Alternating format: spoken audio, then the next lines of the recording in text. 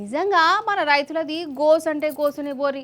అసలు గిట్ల జీవితాలు తిర్రమర్ర అయితే అని అస్సలు అనుకోలే కావచ్చు. 2.5 ఏళ్ల కిందట దాకా రాజు లెక్కున్న మన తెలంగాణ రైతు ఇప్పుడు రోడ్డు పాలైపోయిండు. పండించిన పంటను కొనే దిక్కులేక గుండెలు వాదుకుంటురు.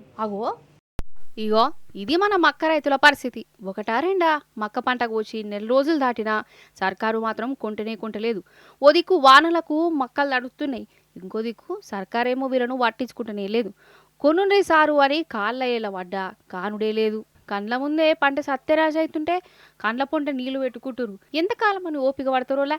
అందుకే రైతులు రోడ్ల మీదకి వచ్చిర్రు, రాస్తారోకో చేసిర్రు. మహబూబ్ నగర్ జిల్లా జడ్చర్ల కల్వకుర్తి హైవేల మీదకి వచ్చి మక్కలు కొనాలని డిమాండ్ చేసిర్రు.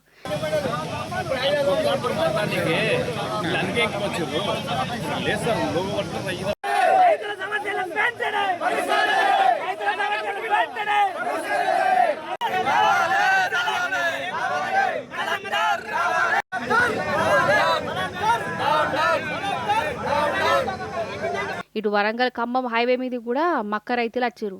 జరసేపటిదాకా పోలీసులకు రైతుల నడుమ కీసులాటాలు కూడా అయినాయి. ధర్నాలు కూడా చేయనీయలే ఆ పోలీసులు.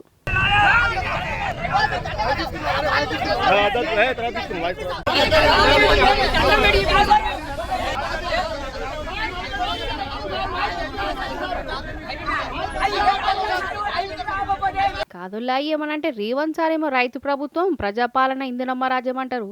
కానీ రైతు బతికేమో గిట్లయిపోయింది. 10 ఏళ్ల ఎన్నడూ రోడ్డు మీదకి రాని రైతులు ఇప్పుడు ఎర్రటెండలా గోసపడవలసి వస్తున్నది.